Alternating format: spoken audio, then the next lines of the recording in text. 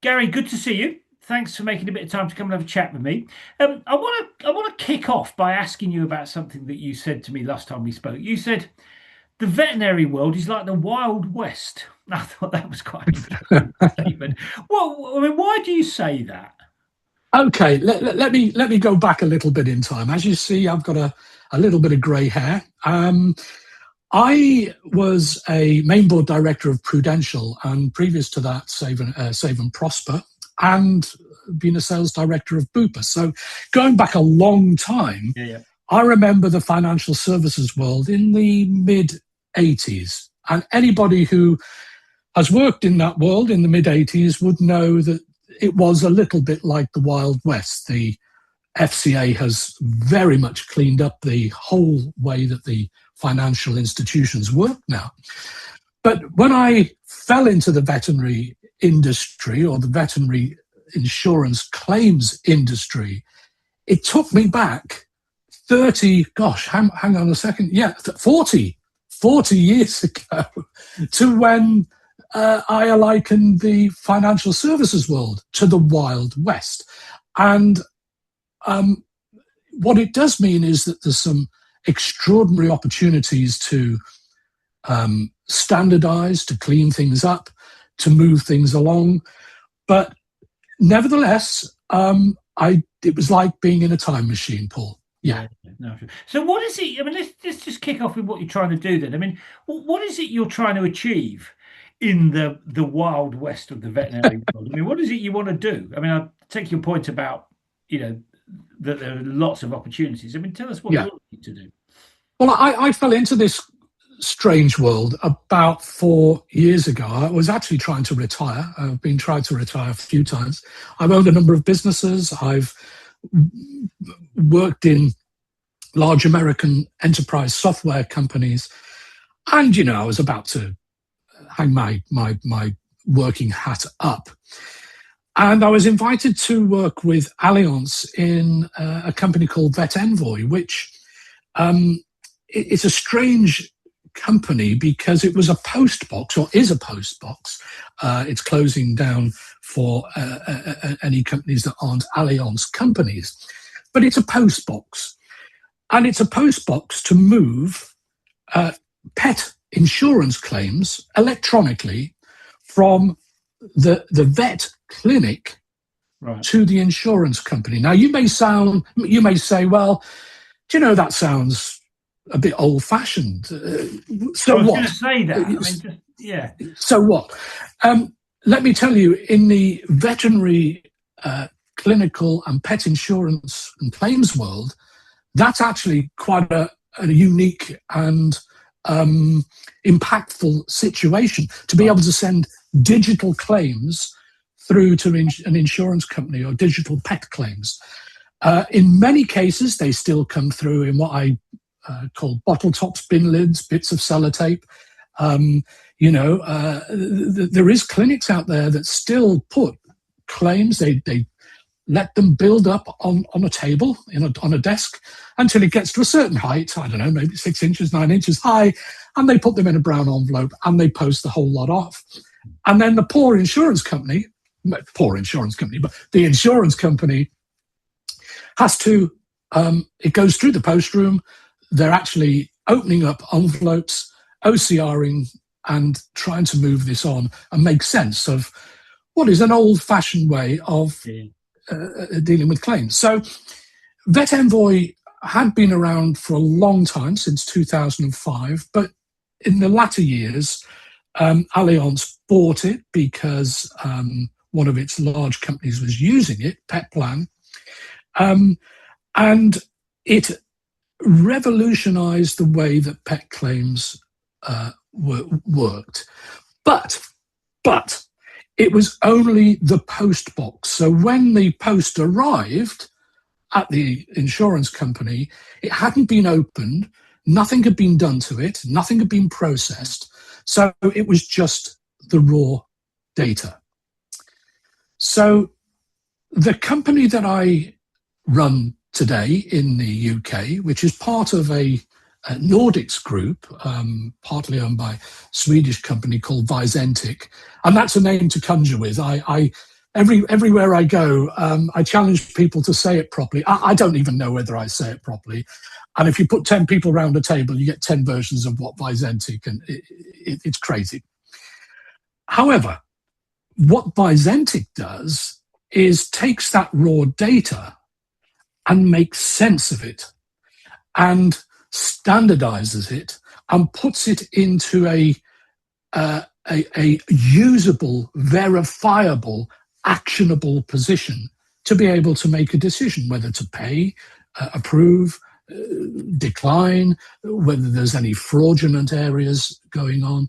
So it's and it's all predicated on an AI platform. So it's a very sophisticated thing that we do. Yeah, okay. And I mean, in terms of, I mean, what is it that, if you like, set you on this path? I mean, you've got. I know you financial services was where you started. Yeah, it's quite a jump from financial services to pet product, pet insurance. I mean, what is it that set you on the path that you're on? I mean, why did you decide to go down this road particularly? it's a great question, Paul. Yeah, because I'm quite evangelical about it. You know, I've got a webinar that I do every month. We've got podcasts that we do. I speak at a lot of events in the UK, the PEIA, which is the Pet Equine and Insurance Association. I'm pretty passionate, actually, about the journey and service levels for customers. Yeah. Now, anybody who's ever had to phone up HMRC, your gas company, your electric company, or an insurance company, your heart sinks. Particularly if it's a complicated thing that you need to get across. Because on the IVR, that's the thing that's a press 1 for this, 2 for that, 3 for the other. If it's anything that is actually not up to 5 and it's either 6, 7, and it's something you need to talk to a human being about, you're in trouble because you've got to wait. You've got to talk to somebody. 45 minutes later, and that's if you get through. At 44 minutes, I don't know whether this happened to you, sometimes the phone just goes dead. Yeah. And you have to redial again. Yeah. So if you're a pet lover and you take your animal into the vet, and the animal is very sick, that's a very stressful time. It's probably not as stressful as maybe a human being. I don't know. It depends on, where your mind is. But it's not like claiming for a car claim where there's a bash in your car or there's you've got a smashed window. This is a pet, something that you love, an animal that you love, in pain, in distress. And you need to make a claim. And that period of time between trying to get, you would pay if you have to pay up front, but then starts that horrible process of trying to claim it back. And if there's anything wrong with the claims that you put in, then you've got to end up being on a call. And again, it's not like a car claim where you can say where the car was hit or what the damage was, what the address was. You can even take a photograph. You couldn't explain in medical terms what was done to your animal. That needs a vet to do that. So my passion is for the pet parents' sake to have that claims process as seamless as possible. Also, having worked in insurance for many years, and sometimes I do point the finger and talk about the Wild West, but at the end of the day, the insurance companies do a fabulous job. The insurance company also wants to be efficient. It wants to make sure it doesn't pay people that are not due to be paid. It doesn't pay fraudulent claims, and it pays the right people for the right policy at the right time and swiftly. And lastly, but certainly not least, the vet. Now, the vet's passion is curing sick animals. Let me tell you, they absolutely hate insurance claims. No. And there's probably, Paul, about 13, 14, maybe even 15 insurance portals out there. So let me just give you for an example. If you're working in a quite a decent sized vet clinic, you could treat 20, 30 animals in a day. I mean, hard work, but they do go through those volumes. Can you imagine at the end of the day having to make 20 times 13 claims and upload to portals with different standards? So you asked the question, how did I get into what makes me tick? What am I passionate about? I'm very passionate about changing that. And the ideal model exists in Sweden. Okay. And in Sweden, most pets are insured. It's about 90% penetration. It's about 35% in the UK. So 90% of pets are insured in Sweden. The Swedish model is totally different. It's seamless. It's quick. There's standardization of language. And a vet can actually get paid, and the pet parent doesn't have to do anything. There's no stress. The vet can get paid before the animal even leaves. It's a different experience. I mean, I've got 4 dogs, so I totally get the points that you're making. I mean, it's a very stressful time when your dog's ill or your cat's ill. The last thing you want is unnecessary bureaucracy getting in the way of doing what you need to do for the dog. So I totally get your point. I mean, I can absolutely see why there's. Did it sort of resound with you there? Yeah, absolutely. I can see why you want to fix that. I mean, that's. So let me ask you though about if that's what you want to do. I mean, you want to introduce a system that is completely different to the system that we've got, right? So. I mean, there must. When you started out on this journey, what did you think the big challenges would be? Is it mainly a technical challenge? Is it a kind of a cultural challenge? I mean, what would you say are the big challenges that you've had to, that you will need to overcome to get to where you want to get to? Again, a great question, Paul.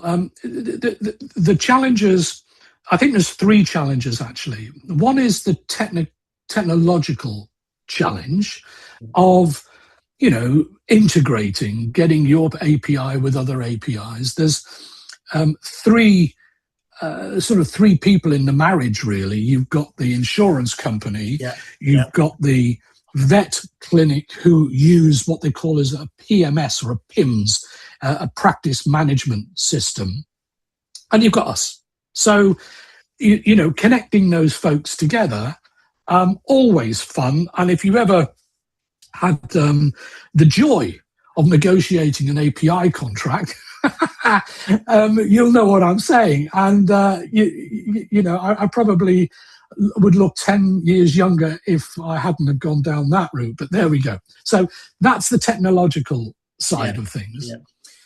There's the medical element of things. So.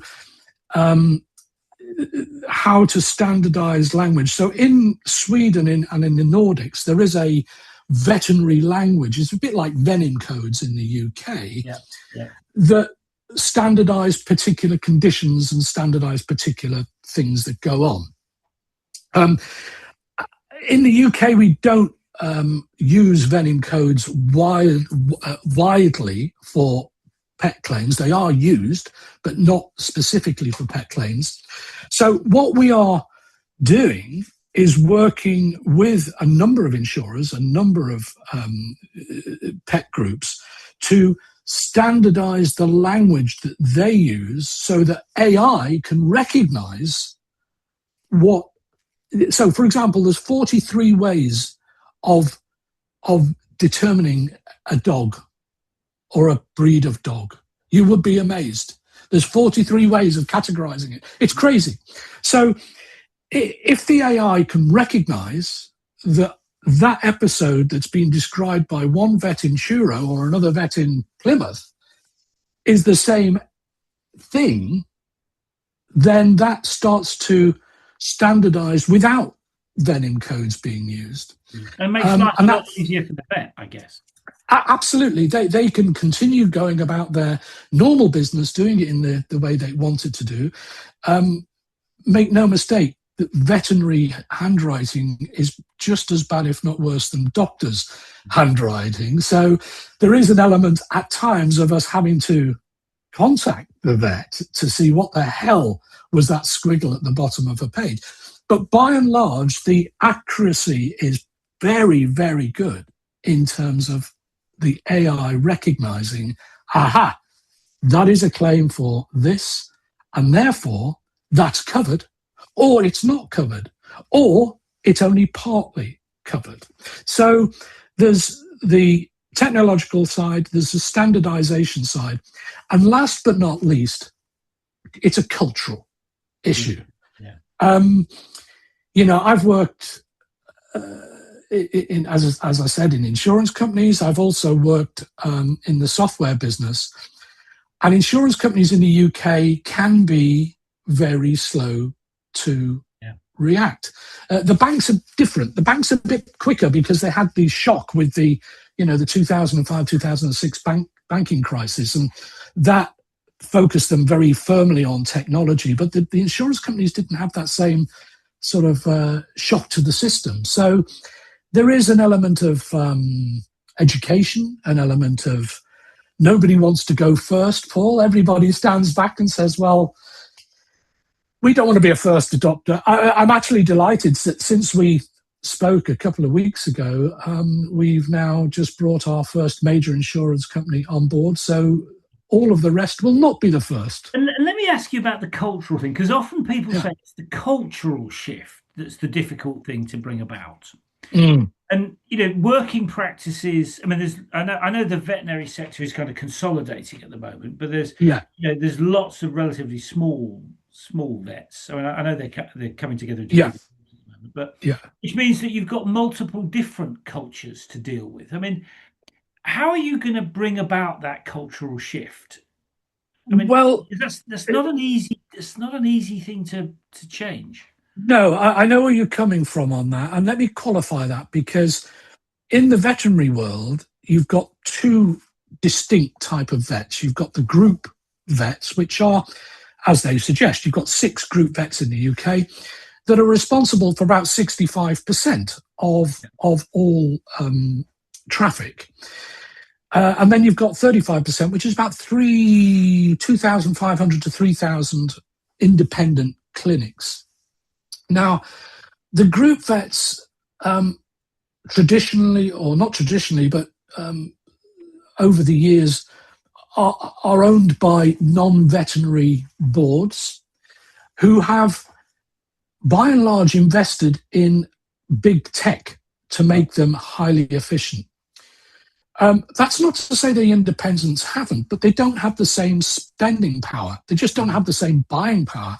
There is a lot of collectives out there, but at the end of the day, if you're Paul's vet at the corner of Paul Street and you've got 2 offices, your rates and rent have gone up if you don't own the property, your heating bills have gone up, electricity, power, and your ability to go and buy brand new tech and install that tech is very difficult. And also, if you buy the tech, you can't get the same sort of prices for a license if there's 2 properties as opposed to 1,000. So culturally, that's difficult. It worries me a lot because I don't like to think of the independent vet, being under so much pressure that the other 35% that we've still got there ends up disappearing because they do a very valuable job. The other cultural side, and again, this is one of those things that people hate to talk about, but I'm going to talk about it because let's get it out there, is when you apply things like AI to sophisticated and complex and complicated processes and it works, you're talking about people's jobs. There's no question about that. So for a claims director with 50 to 100 people working in a claims department, to turn up with the silver bullet to say, well, actually, you don't need all these people. You only need 50%. That's a difficult message. And, yes, they can be repurposed on other and more interesting things, and they can do a lot of things that support the insurance company. But ultimately, it will have an effect on jobs. And I think there is a sort of an acknowledgement and a nodding of heads. That's fantastic. That's the future. Yes, I agree. And that's one side of the head saying I agree. On the other side of it is, oh my God, that's going to mean redundancies and difficulties. And let me ask you about the timescale. I mean, there's a lot of talk about that, about AI impacting on pretty much every sector in one way or another. I mean, what's your take on how quickly that's going to change things? I mean, you can see it's starting to change things in lots of areas. I mean, what's your take on? I mean, is it going to sweep through your sector? Oh, it's absolutely. I think even in the short space of time that I've been running the UK operation, which is around about 9 months, I've seen quite a lot of changes even in that period of time. And what becomes today's magic, I think it was Isaac Asimov that said when technology works really well, it's like magic. Yeah. What becomes magical, and you sit back and say, wow, this is fabulous. All of a sudden it becomes totally acceptable. And in fact, if it doesn't work like that, you get annoyed about it. Yeah. So there's this sort of element of human acknowledgement, human acceptance that why can't we do that? I've seen it happen over here. Why can't we do that? I used it over there. And if you're not using it, you're a laggard. Whereas today, some of the elements is still seen as magic. And I think what AI is making things move much quicker is how it can be understood and deployed much quicker. It's not as complicated to use. Even with, I don't know, you've got Claude and you've got Copilot and you've got Gemini. Even how you use and interact with those platforms is becoming easier. I said to my wife, my wife works upstairs in her bedroom, and she's a fraud. She runs a global fraud team. And I shouted up and I said, "Would you like a cup of tea?" Because I moved across from my garden office, and I heard her talking, and she was talking to Gemini, and just giving it instructions of what to do. And I thought, this is me. I'm running a software company. I didn't realize I could use the microphone facility. It's so extraordinary how quickly things are changing, isn't it? Yeah. And let me ask you, in terms of how you've built the business, I know you've been at it a relatively short time in the UK, but I mean, have you had any sort of make or break moments, and what impact did they have on the way you've built the business? Wow, that's a corker of a question. I think I've been very privileged and pleased to be able to work with a team in Sweden that really understand and believe, because they are in this day to day, what can happen in the UK. And they believe in me as a person, which is great, as being the right person to evangelize the platform and the solution in the UK. So that was the first thing, is that, I've got a great team behind me. I've got a CEO who thinks in the long term, not in the short term, has invested for the long term, not the short term. I work with a CEO, a chief commercial officer, who I don't know whether you ever work with any Swedish folks, but their English, Paul, is better than my English, quite frankly. They're very clever folks. And my the chief commercial officer is very knowledgeable of the UK industry and the UK way of working. So when he comes over, he's he's a British businessman, not a Scandinavian. He does use his Swedish sense of humour at times, and that can be quite useful. And he does say some rather strange things. And he's quite a stickler for timekeeping, because so, for example, if we were on the clock here, he'd be saying, "Oh, we've got 7.5 minutes left," and very precise. But anyway, that's that aside. So privileged to have a great team with longer term vision than just let's get some customers in I mean, for that 5 minutes. long-term thinking is helpful, isn't it? It means that you take better decisions. It means that you negotiate stronger, deeper contracts, that you're not desperate for revenue. You're actually looking for relationships. And every deal that we've done has been a relationship deal based on 3 or 5 years, not we're desperate for revenue this month or this year. And that has meant that I feel comfortable in building the business. So I haven't had any negative wow factors. I have been very pleased and very excited in the way that the UK has listened to what we've had to say. We've been very well subscribed in the webinars that we've done and the places that I've spoken at. Even my weird sense of humour, people have sort of taken to. As you can tell, I don't mince my words. I'm quite straightforward. And I like to have a little bit of fun at work. I think that's one of my strong. I think you do. I mean, it's a good Well, thing. you also get to a certain age that actually having fun is just as important as anything you do to build wealth. Yeah. Let me ask you, part of the kind of CEO's role is figuring out how to build the business. Yeah. And I always think it's a really interesting. I mean, I think it's just an interesting role. I mean, one of the challenges is how you kind of cut through the noise and say, okay, well, we could do all these things, but we're going to do those things. I mean, what's your take on kind of figuring out what you do and don't do? How do you cut through the noise to get to the things that you need to focus on?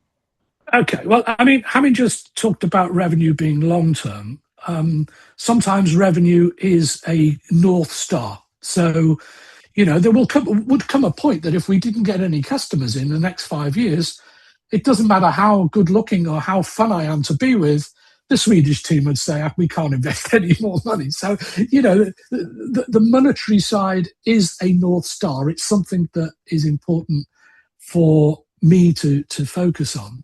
So building the business and the focus of the business is to bring on customers that we can work with, that we like working with, that we can give true value to. So when they take on our platform, it's not because they've bought something because I've driven them nuts. They've bought it because it actually has real life, day-to-day, minute-to-minute value.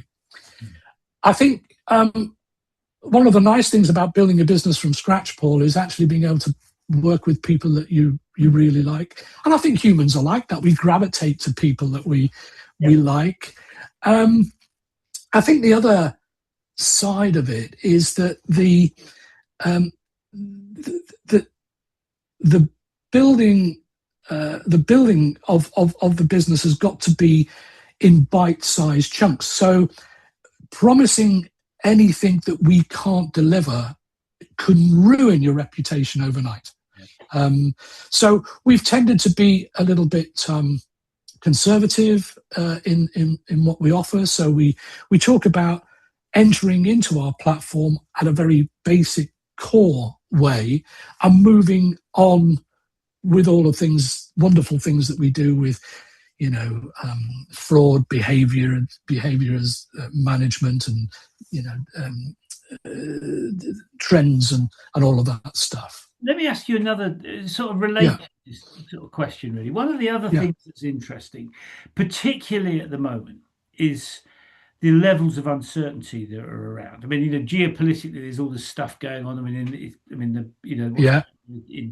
In Iran, and tariffs with the US, and all that sort of stuff that creates huge amounts of uncertainty for businesses. I mean, what's your feeling about managing that uncertainty. And what I mean by that is keeping the business moving forward in the right direction, given that you don't know all the things that might happen.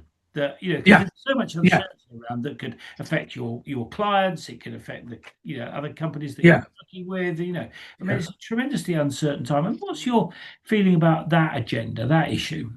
Yeah, well, I suppose the easy answer is it depends on what business that you're in. Um, because there's certain businesses that are reasonably inflation proof. The oil price might have an effect, and wars in Would you say the Ukraine. And veterinary sector is very stable in that way?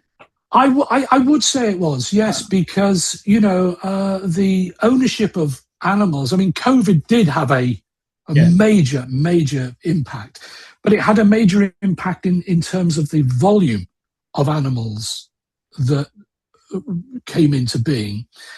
Um, People going back to work, interestingly, has had an element of slightly negative impact, because when people, took on an animal and they were working Yeah. from home every day, all of a sudden now they're out 3 or 4 days a week, and but that's made increased other businesses like dog walking businesses. Yeah.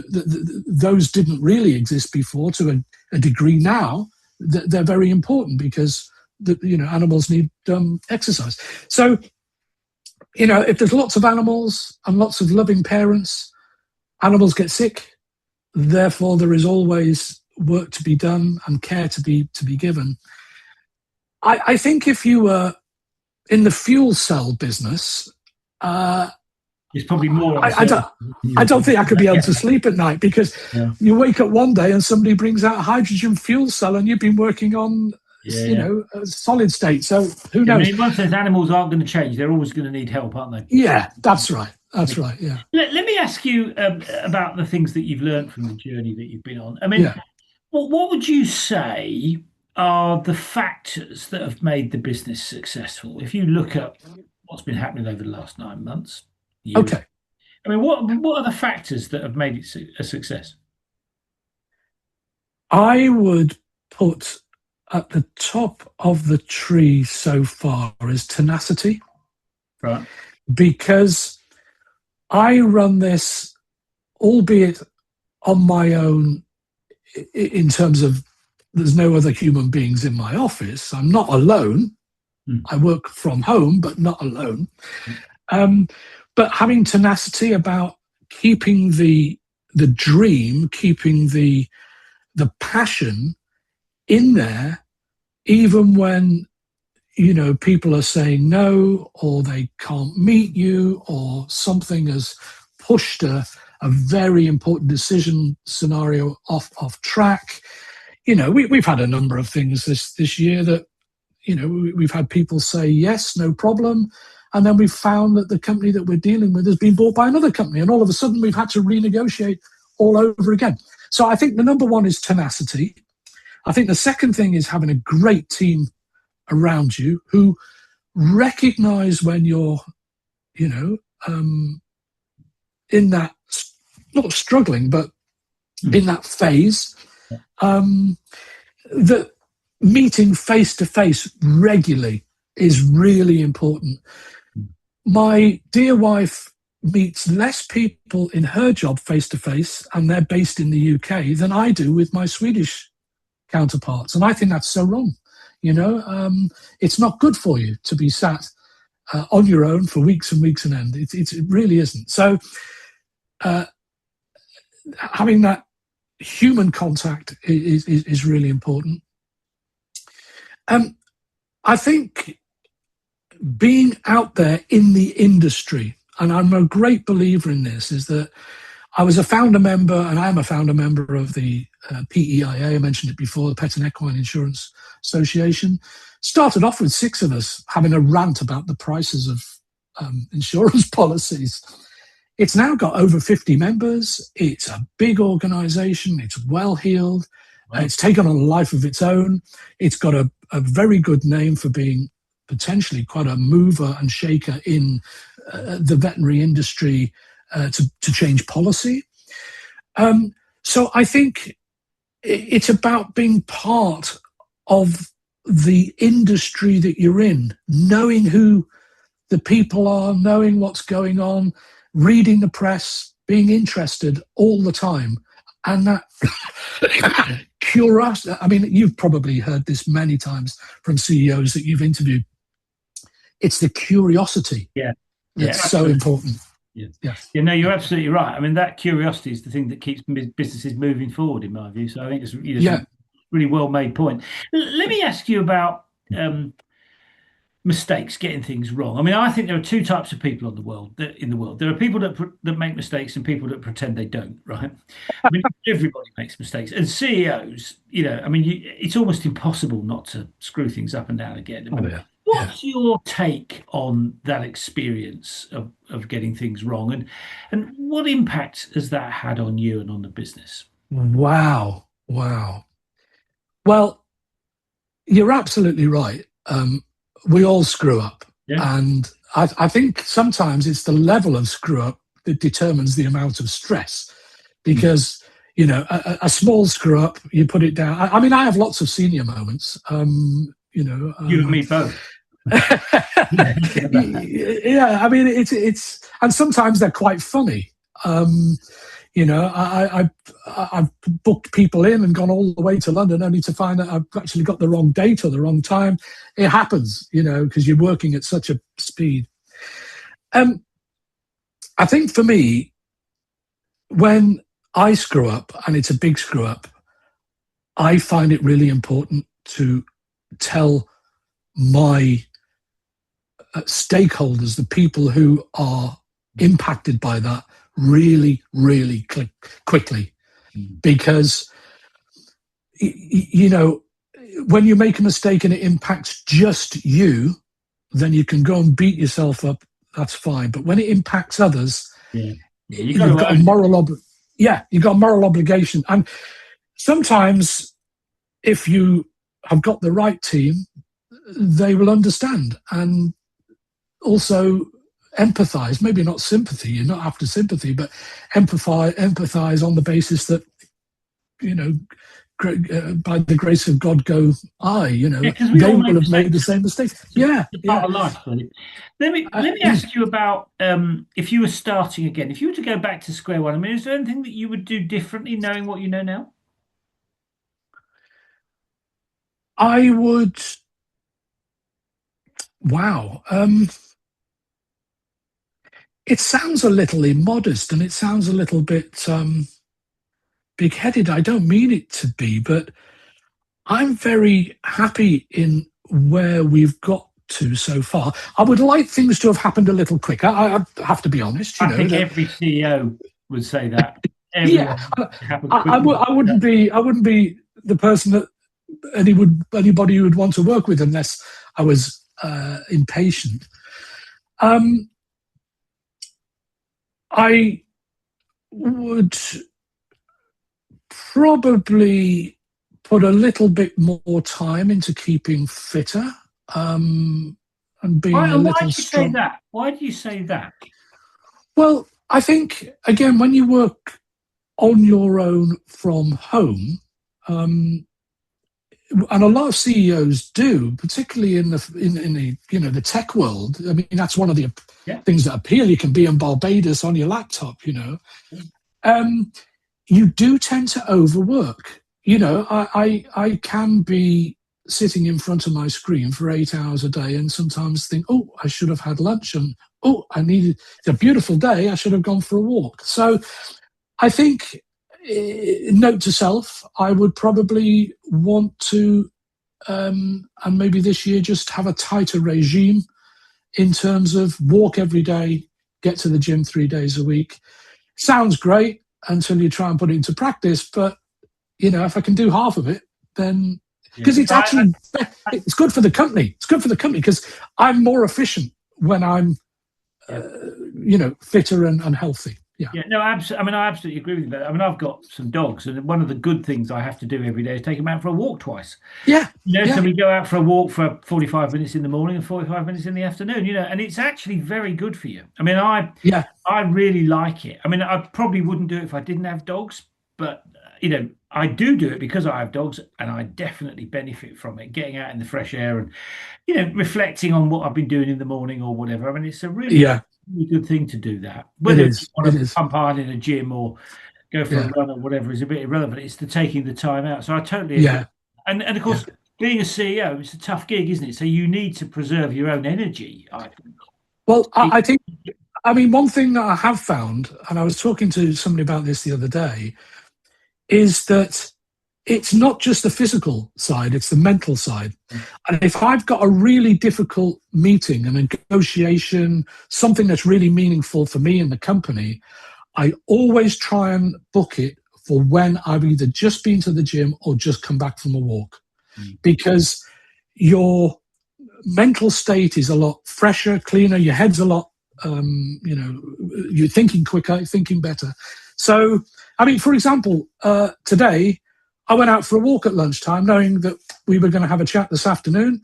I wouldn't have dreamt of doing something like what we've just done without actually getting out for a walk, because you're dulled throughout the day otherwise. Yeah, and it's really important to go into stuff with your mind in the right place, isn't it? I mean, I think Yeah, that's absolutely true, no doubt about that. Let me yeah, ask you a couple of other questions. So, yeah.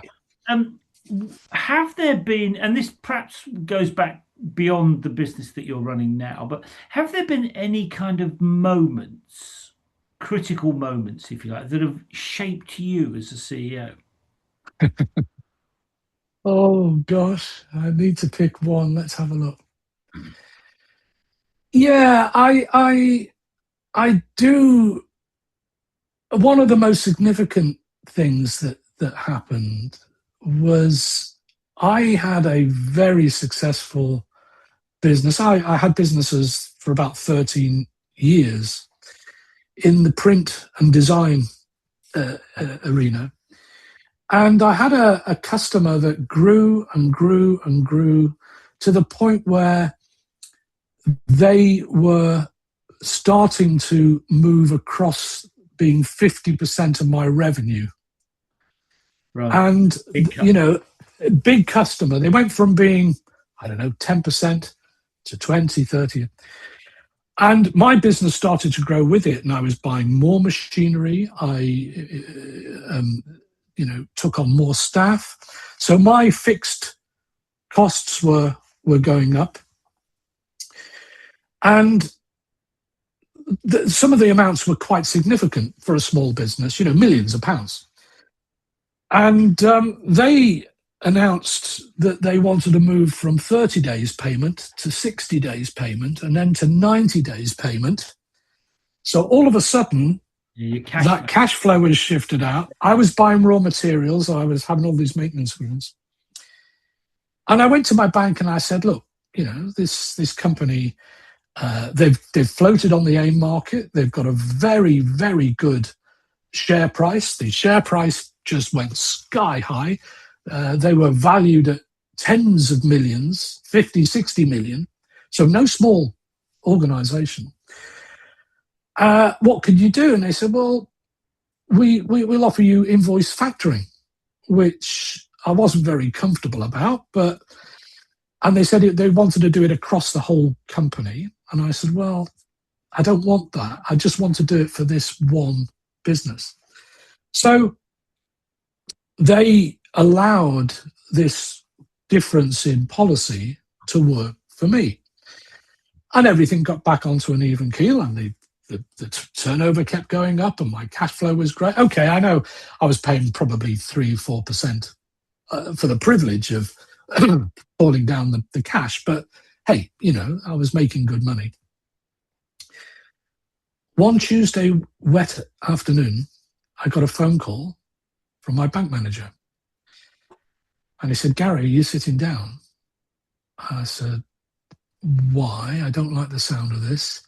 He said, I've got some very bad news. And I said, tell me. And he said, this company have gone bankrupt Oh, God. overnight. And I said to him, well, hang on a second. You, the bank, vetted the company. It was based on your um, um, inquiries Yeah. that allowed that money to come through. You haven't been giving me money on a company that's here today, gone tomorrow. Of course, when you get to the small print, that's never, They've got you, haven't they? they got me. It didn't take the company down, Paul. I survived through it, but all of the ability to probably retire with £3 or £4 million in the bank disappeared. Mm. I had to get rid of half of my staff, which was one of the most painful things I've ever had to do. I mean, these people had been with me 10, 11 years from the beginning. I had to get rid of one of my premises, which again was not pleasant. And I think, so what's the moral of the tale? Be very, very cautious and very nervous of any customer being bigger than a third probably of your business, because even that. And I've told that, and I've done some work with my CEO coaching company that I have. I tell that story and probably in a lot more detail, and I can see people, MDs and CEOs sitting with me going white, because they're either in that position, or they could be in that position, or they've been in that position. Yeah. It's one of the things people don't understand about business, isn't it? Is that happens a lot more. Those sorts of things happen a lot more than perhaps people imagine. It's a tough old game, really. Let me I'm just conscious of the time here. Just quick questions. Given what the things that you've just said, what one piece of advice would you give to a rookie CEO? Somebody starting out on your journey, what would your number one piece of advice be? It would be hire slowly, fire fast. Yeah. If something's not right, it's not right. If you, from a staff point of view, do not get emotionally involved, and start the situation where you really, really like somebody and you keep them on much longer than you ought to. Because in your heart, you're not doing them any good, because in actual fact, you should let them go free and go and find a job that they eventually are going to make a career out of. So that's that. Keep a close eye on the money. Don't go and get cars and all the trappings of wealth before the wealth is there. I have had friends who've gone and opened companies and got Porsches standing outside, and they have no idea how they're going to pay for them. It's just, they've done it. I think those days are slightly different now, because, you can't get the credit as you used to be able to. Be very, if you're in the business of equipment, having to own equipment, do not take on long-term maintenance contracts, because if something happens, you are stuck. And never sign a personal guarantee for those maintenance agreements. And that's a very good piece of advice, I can tell you that for certain. One last question, which is not about you as such, but it's about the thing that's happening in the world at the moment. I mean, the AI wave, if you like. I mean, what are your final thoughts on riding that wave? I mean, it's here, it's happening in pretty much every sector. I mean, you're trying to deploy it in your sector. What's your thoughts on riding that wave for people? What would you say to people about that? There is still no solution or element of bringing one out and bringing one in for real human customer service. We're all human beings. People buy human beings. It's not that AI, we're going to get rid of every human being and they're going to talk to each other. People still communicate with human beings. So my view on this is communicate more, give fantastic service, care about the customer as if the customer's business was your own. And that is what will differentiate you. It doesn't matter what sort of technology you're using. We've just started our kickoff meetings with this new customer, and my view is we should love them to death. We want them to really enjoy and look forward to working with us, having those meetings, because that's the difference between selling a piece of technology and actually being a true partner. Yeah, absolutely. And very good advice there. Gary, thank you for making a bit of time to come and tell us about what you're doing. I mean, I certainly didn't realise that the vets world was the kind of wild west that you talked about, but I can understand it given what you've said. And I've got a bunch of dogs, so I certainly think it's important to make Right. sure those people have good experiences in that sector because it's pretty important. So thank you for sharing the story with us, and thank you for coming on the podcast. And good luck going forward. Thank you. It's been an absolute pleasure, Paul. Cheers, Thank Gary. you. Bye bye. Bye bye.